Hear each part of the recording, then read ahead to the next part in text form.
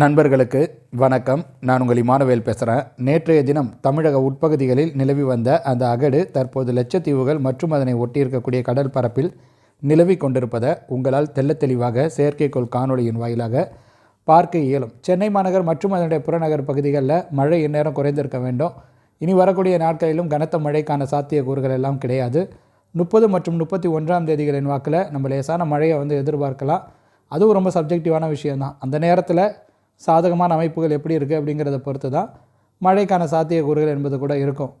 மற்றபடி பார்த்திங்கனாக்கா இனி கனமழைக்கான வாய்ப்புகள் என்பது வடகடலோர மாவட்டங்களுக்கு கிடையாது. குறிப்பாக சீர்காழிக்கு வடக்கே இருக்கக்கூடிய பகுதிகளுக்கு கிடையாது அப்படிங்கிறத இங்கே நான் உங்கள் கூட உறுதிப்பட பகிர்ந்து கொள்கிறேன். புதுச்சேரி, காரைக்கால் மாதிரியான பகுதிகளில் கூட 30 மற்றும் 31ஆம் தேதிகளின் வாக்கில் மழைக்கான சாத்தியக்கூறுகள் அமைப்புகள்லாம் இருக்குது. டெல்டாவின் கடலோர பகுதிகளிலும் அங்கங்கே மழையானது பதிவாகும். தற்பொழுது நிலவி கொண்டிருக்கக்கூடிய சுழற்சியினுடைய நிலவரத்தை பொறுத்த வரையில் இதனால் தமிழகத்திற்கு ஏதேனும் பலன் இருக்கான்னு கேட்டிங்கனாக்கா அடுத்த 24 மணி நேரத்தில் உட்பகுதிகளில் மழையானது பதிவாக இருக்கிறது. கொஞ்ச நேரத்திற்கு முன்பாக கூட திருவண்ணாமலை அருகிலெல்லாம் மழை மேகங்களை நல்லா பார்க்க முடிந்தது. இந்த மழை வாய்ப்புகள் தொடர்பாக காலை நேர காணொலியிலேயே சில விஷயங்களை அவங்க கூட பகிர்ந்து கொண்டிருந்தேன். அடுத்த 24 மணி நேரம் என்பது உட்பகுதிகளுக்கானது தான்.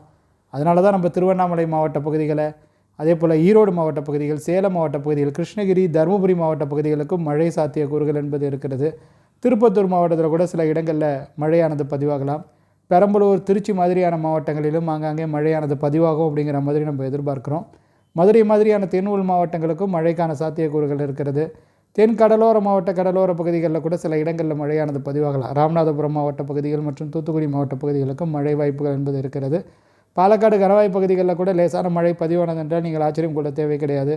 திருப்பூர் மற்றும் கோயம்புத்தூர் மாவட்ட பகுதிகள், நீலகிரி மாவட்டத்தினுடைய கிழக்கு பகுதிகளில் கூட சில இடங்களில் மழையானது பதிவாகும்.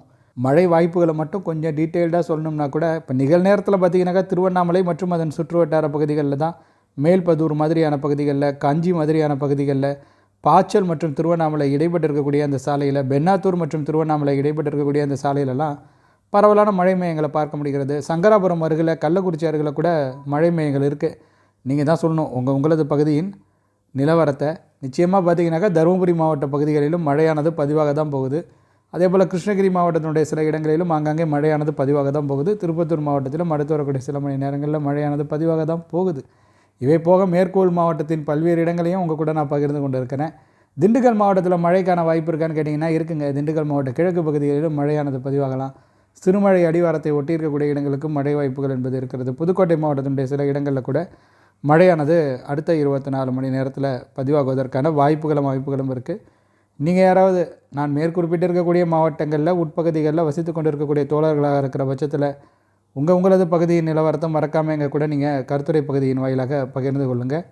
அதே போல் தொண்டி மாதிரியான இடங்களில் கூட மழையானது பதிவாகுங்கிறது எனது எதிர்பார்ப்பு. சிவகங்கை மாவட்டத்தினுடைய சில இடங்களிலும் மழையானது பதிவாகும். ஸோ தொண்டியில் மிக சிறப்பாக காற்று ஊடுருவினா தான் சிவகங்கை மாவட்டத்தில் மானாமதுரை, சிவகங்கை சுற்று வட்டார பகுதிகளிலெல்லாம் ஓரளவிற்கு மழையானது கிடைக்கும்.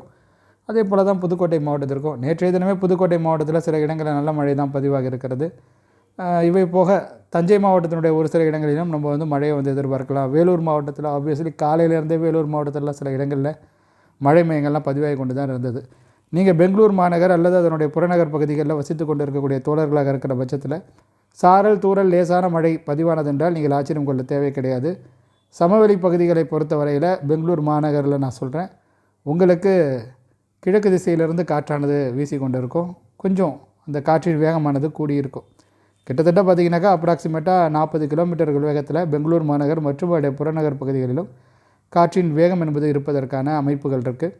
அதே போல் நீலகிரி மாவட்டத்தினுடைய கிழக்கு பகுதிகளை ஒட்டிய கோயம்புத்தூர் மாவட்ட வடக்கு பகுதிகளுக்கும் மழை வாய்ப்பு இருக்குது. காரமடை, கோயம்புத்தூர் இடைப்பட்டு இருக்கக்கூடிய பகுதிகளில், பவானிசாகர் அணை நீர்பிடிப்பு பகுதிகளை ஒட்டிய இடங்களில், கோபிச்செட்டிப்பாளையத்திற்கு நெருக்கத்தில் இருக்கக்கூடிய இடங்கள்லாம் திடீரென மழையானது பதிவானது என்றால் நீங்கள் ஆச்சரியம் கொள்ள தேவை கிடையாது. திண்டுக்கல் மாநகரில் கூட திடீர்னு மழை பதிவானால் கூட ஜஸ்ட் லைக் தட் அதை அப்படியே நம்ம கிராஸ் பண்ணி போக வேண்டியதான். ரொம்ப நேரம் தொடர்ச்சியாக பதிவாகாது. அப்படி பதிவானுச்சுன்னா சாரல் தூறலாக தான் இருக்கும். அதே போல் தான் கொடைக்கானல் பகுதிகளிலும் மழையானது பதிவாகலாம். கொடைக்கானல், வால்பாறை, மூணாறு இடைப்பட்டு இருக்கக்கூடிய இடங்களுக்கும் மழை சாத்தியக்கூறுகள் என்பது இருக்கிறது. ஸோ தூத்துக்குடி மாவட்டத்தின் கடலோர பகுதிகளில் கூட ஒரு சில இடங்களில் அடுத்த 24 மணி நேரத்தில் நம்ம மழையை எதிர்பார்க்கலாம். இவைகளெல்லாம் ஒரு புறம் இருக்க 29ஆம் தேதி முதல் இலங்கையின் கிழக்கு கடலோர பகுதிகளில் மழையானது பதிவாக தொடங்க இருக்கிறது. அந்த மழையை தான் நம்ம வந்து தொடர்ச்சியாக பேசி கொண்டு இருக்கிறோம். அதை மீண்டும் சொல்கிறேன், ஏன்னா அடுத்தடுத்த சுழற்சிகள் உருவாக இருக்கக்கூடிய காரணத்தினால மேற்கத்திய கழகத்தின் தாக்கமும் பார்த்திங்கனாக்கா இப்போதும் பார்த்திங்கனாக்கா மேற்கத்திய கழகத்தினுடைய தாக்கமானது இருக்கிறது. அதனால தான் நம்மளால் வடக்கு ராஜஸ்தான் மற்றும் அதனை ஒட்டி இருக்கக்கூடிய பகுதிகளில் ஒரு சுழற்சியை பார்க்க முடியுது. ஸோ மேற்கத்திய கழகம் அடுத்து வரக்கூடிய நாட்களிலும் பகுதிகள், அதாவது இமயமலை அடிவார பகுதிகளில் அதனுடைய தாக்கத்தை வெளிப்படுத்தும். இப்போதைக்கு அது இன்னும் அங்கே தாக்கத்தை வெளிப்படுத்த தொடங்கலை. தற்பொழுது அது வந்து டெல்லிக்கு கொஞ்சம் மேற்கில் தான் சுழன்று கொண்டு இருக்கிறது. மேபி புதுடெல்லியிலையும் பார்த்திங்கனாக்கா அதனுடைய தாக்கத்தை அது காட்டும். மேற்கத்திய கழகம் வந்து தவிர்க்க முடியாது இந்த காலகட்டத்தில், அது வந்து போயிட்டு தான் இருக்கும். பட் சர்க்குலேஷன் ரொம்ப கீழே போகாமல், அதனால் இலங்கைக்கு, தெற்கு இலங்கைக்கு அதிக மழை பொழிவை கொடுப்பதற்கான வாய்ப்புகள் இருக்குங்கிறது தான் நம்ம வந்து உற்று நோக்க வேண்டிய விஷயமாக இருக்கிறது. அவ்வளோதான் தோழர்களை, இந்த காணொலியை பொறுத்த வரைக்கும். இந்த காணொலியை நான் நிறைவு பண்ணிக்கிறேன். இந்த காணொலி உங்களுக்கு பயனுள்ள வகையில் அமைந்திருக்கு அப்படிங்கிற மாதிரி தோணுச்சுன்னா நீங்கள் இந்த காணொலியை லைக் செய்து கொள்ளுங்கள். உங்கள் நண்பர்களுடன் பகிர்ந்து கொண்டு ஷேர் செய்து கொள்ளுங்கள். மறக்காமல் நம்முடைய யூடியூப் பக்கத்திற்கோ அல்லது முகநூல் பக்கத்திற்கோ சப்ஸ்கிரைப் அல்லது ஃபாலோ செய்து வைத்துக்கொள்ளுங்கள். வானிலை தொடர்பான மேலும் பல சுவாரஸ்யமான தகவல்களுடன் அடுத்தடுத்த காணொளிகளில் உங்கள் அனைவரையும் சந்திக்கிறேன். அதுவரையில் உங்களிடமிருந்து விடைபெற்றுக் கொள்வது உங்கள் இம்மானுவேல். நன்றி, வணக்கம்.